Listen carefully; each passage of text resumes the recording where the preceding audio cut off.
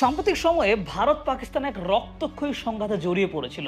দুদেশের পাল্টাপাল্টি অবস্থানের জেরে মানুষ ধারণা করছিল যে এখানে একটা ফুল স্কেল লড়াই না শুরু হয়ে যায়। যদিও এই সংঘাতে মানুষের জীবন বিনাশ হচ্ছিল, তারপরেও এই সংঘাত নিয়ে সামাজিক যোগাযোগ মাধ্যমে নানামুখী ট্রল কিন্তু আমরা দেখতে পেয়েছি। মানুষ খুব উৎসাহ উদ্দীপনা নিয়ে এই সংঘাত নিয়ে আলোচনাও করেছে। করবেই বা না কেন? সাধারণত ভারত পাকিস্তান ক্রিকেট ম্যাচ হলে যে আলোচনাটা হয়, আর এটা তো আসল লড়াই, আলোচনা তো হবেই, তাই না? তবে গুরুত্বপূর্ণ বিষয় হচ্ছে এইবারের লড়াইয়ে ভারতের সামরিক বাহিনী যতটা না অ্যাক্টিভ রোল প্লে করেছে, তার চেয়ে বেশি রোল প্লে করেছে ভারতের মিডিয়া। সংঘাত সম্পর্কিত নানান ভুল তথ্য, মিথ্যা খবর এবং এআই জেনারেটেড ভিডিও ভারতীয় মিডিয়া ছড়ানো হয়েছে, যেই ব্যাপারগুলোর বিপক্ষে খুদ ভারতীয় বিভিন্ন ইউটিউবারই কিন্তু কথা বলেছে। মূলত এসবের মাধ্যমে মানুষকে ভুলিয়ে রাখা হয়েছিল যে আসলে ময়দানের পরিস্থিতিটা কি। ঘন্টায় ঘন্টায় নিউজ আপডেটে মানুষকে জানানো হলো যে ভারতীয় বাহিনী পাকিস্তানের একেবারে সর্বনাশ করে দিচ্ছে। অপারেশন সিন্দুরকে নিয়ে ভারতের প্রায় সকল স্তরের সেলিব্রিটিরা কিন্তু পোস্ট করেছিলেন, মানে অপারেশন চালানোটাই যেন সফলতা, অপারেশনে কি হইলো এইটা গুরুত্বপূর্ণ না। আবার এদিকে এই ইস্যুকে কেন্দ্র করে কলকাতার কিছু হকার সাংবাদিক বলা শুরু করলেন যে পাকিস্তানকে তো অপারেশন সিঁদুর চালিয়ে ঠান্ডা করা হয়েছে, বাংলাদেশের জন্য অপারেশন ইঁদুর হলেই হবে, তাই বলে অপারেশন ইঁদুর। যাই হোক, এটা সেটার অনেক কিছুই তারা বলেছে।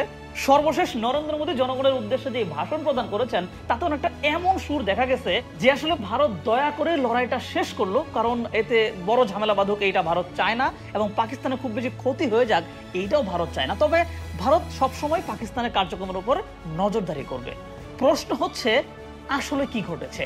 আসলেই কি ভারত নিজের ইচ্ছায় লড়াই বন্ধ করেছে, নাকি চাপে পড়ে বন্ধ করতে বাধ্য হয়েছে? আমরা জানি পাকিস্তান দুর্বল, পাকিস্তানের শক্তি নাই, এরপরেও কিভাবে পাকিস্তান এই লড়াই জারি রেখেছিল এবং কি এমন করলো যে ভারত লড়াই বন্ধ করে দিতে বাধ্য হলো? পত্রপত্রিকা ঘেটে চলুন বের করে দেখি যে সংঘাতে ভারত পাকিস্তান কার ক্ষতি কেমন হলো, এবং ভারতীয় মিডিয়ার বাইরে গিয়ে দেখার চেষ্টা করব এখানকার আসল সত্যটা কি।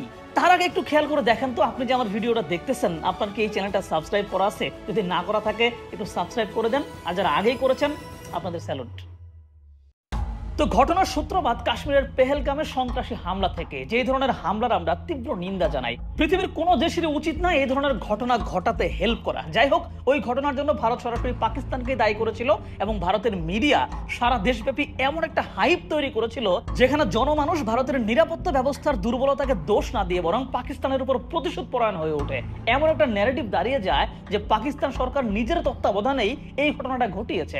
পাকিস্তানের পক্ষ থেকে জানানো হয় যে তারা এটা করেনি, এবং তারা দাবি করে যে ঘটনার সুষ্ঠু তদন্তের জন্য আন্তর্জাতিক একটা তদন্ত কমিটি গঠন করা হোক। কিন্তু ততক্ষণে ভারতের জনগণের মতো জনমত তৈরি হয়ে গেছে যে পাকিস্তানকে এর শক্ত জবাব দিতেই হবে, এবং ভারত সরকারও তাই করলো। কাশ্মীরের ওই সন্ত্রাসী গোষ্ঠী যেমন নিরীহ মানুষের উপর হামলা করেছিল, ভারত সরকারও তার বিমান বাহিনীর মাধ্যমে একই রকম ভাবে 7 তারিখ রাতের অন্ধকারে পাকিস্তানের অভ্যন্তরে প্রায় 100 কিলোমিটার ভেতরে ঢুকে 9টি স্থাপনায় 24টির মতো মিসাইল ছুড়েছিল। বেশ হতাহতের খবর ছড়িয়ে পড়লো চারদিকে। ভারতের মিডিয়ায় বলা হলো আক্রমণগুলো ওইসব জায়গাতেই করা হয়েছে যেখানে বসে কাশ্মীরের ওই হামলার প্ল্যান করা হচ্ছিল, এবং এই অপারেশনের খবর এমন ভাবে চারদিকে প্রচার হয়ে পড়লো যেন কি না কি হয়ে গেছে।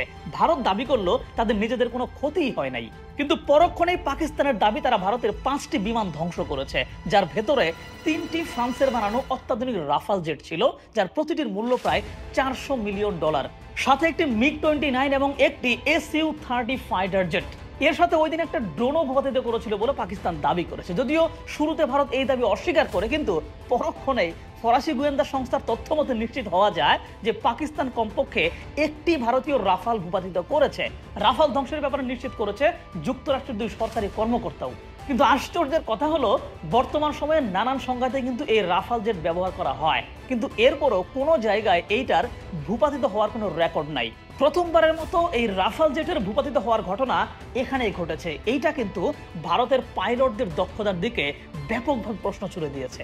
পরের দিন পাকিস্তান সশস্ত্র বাহিনী ড্রোন এবং গোলাবারুদ দিয়ে ভারতীয় সীমানার ভেতর আঘাত হানে বলে দাবি করে ভারতীয় সামরিক বাহিনী, এবং ভারত এইটাও দাবি করে যে সেই ড্রোনগুলো তারা ধ্বংস করেছে। কিন্তু পাকিস্তান কিন্তু ভারতের মতো দামি দামি ফাইটার জেট নিয়ে ভারতের সীমানায় প্রবেশ করেনি। তাই ভারতের যেমন রাফালের মতো বিলাসবহুল জেট ধ্বংস হয়েছে, পাকিস্তানের ক্ষেত্রে এমনটা হয়নি।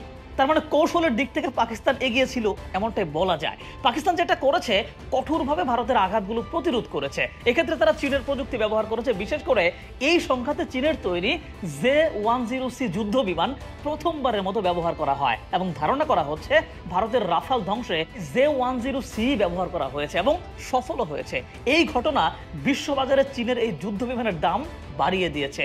এই ঘটনায় চীনও কিন্তু ব্যাপক খুশি। তার নিজের বানানো একটা প্রযুক্তি বাস্তব একটা সংঘাতে ব্যবহৃত হচ্ছে এবং তো সফলও হচ্ছে।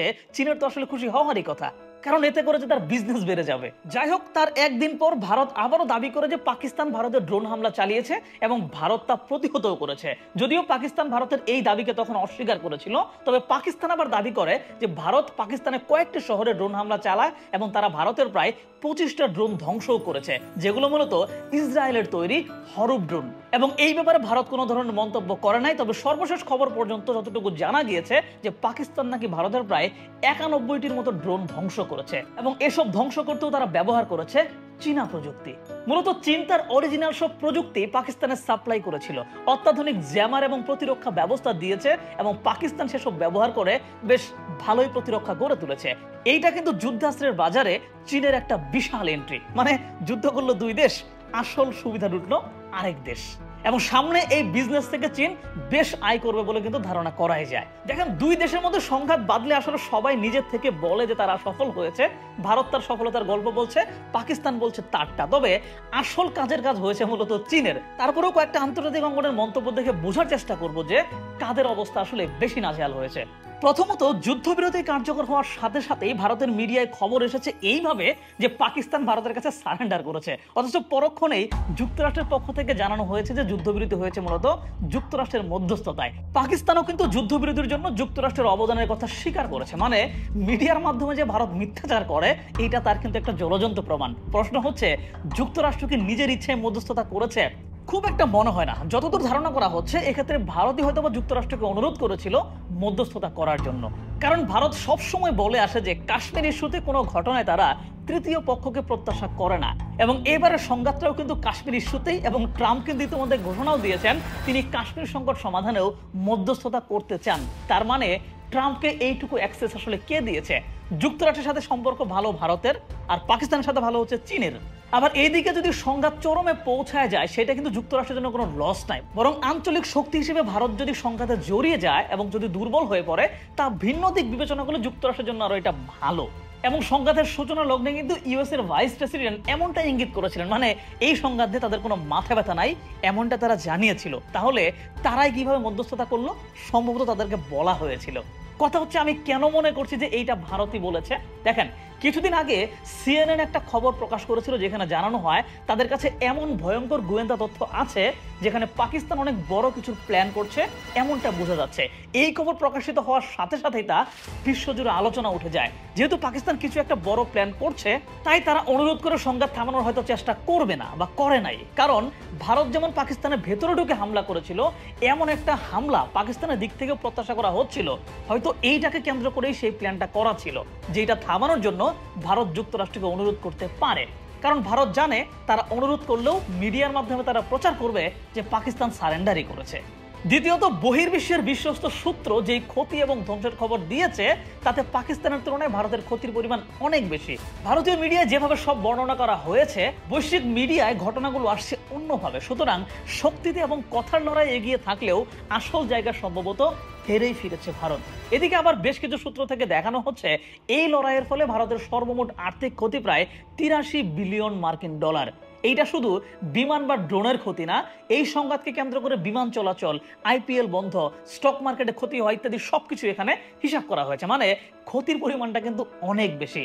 আবার অপরদিকে পাকিস্তানের মোট ক্ষতি বলা হচ্ছে 4 বিলিয়ন ডলার, মানে ভারতের তুলনায় যথেষ্ট কম। তাহলে ঘটনা কি দাঁড়াইলো?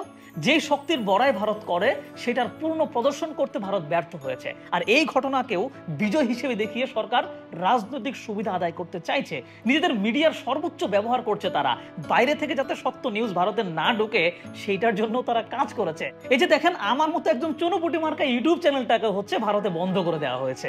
অপরদিকে পাকিস্তান কিভাবে তার চেয়ে বেশি শক্তিশালী ভারতের সাথে টিকে থাকলো এবং বীরত্ব প্রদর্শন করলো, এর প্রধান কারণ হচ্ছে চীনের সর্বাত্মক সহায়তা প্রদান। দ্বিতীয়ত, পাকিস্তান সরকার যেহেতু সবসময় ভঙ্গুর অবস্থার মধ্যে থাকে, তাই এইটা একটা ভালো ইস্যু ছিল নিজেদের জনপ্রিয়তা বাড়িয়ে নেওয়ার জন্য। তাই সর্বোচ্চ মনোযোগ তারা এখানেই দিয়েছে, যাতে ভারতের কিছু ক্ষতি তারা করে দিতে পারে। তবে যাই হোক, মূলত এর মাধ্যমে পাকিস্তান কিন্তু তার আকাশ প্রতিরক্ষার যে পারদর্শিতা, এই ব্যাপারটা প্রদর্শন করেছে। তবে মূল সত্যতা আসলে কি, সেটা প্রকাশ পেতে আরো সময় লাগবে। আর এর মধ্যেই যদি ভারত অপারেশন সিন্দুর নামে একটা সিনেমা বানিয়ে ফেলে, তাহলে কিন্তু আমাদের মাথায় ভিন্ন নেগেটিভ আবার দাঁড়িয়ে যেতে পারে, যেমনটা আগে থেকে ছিল।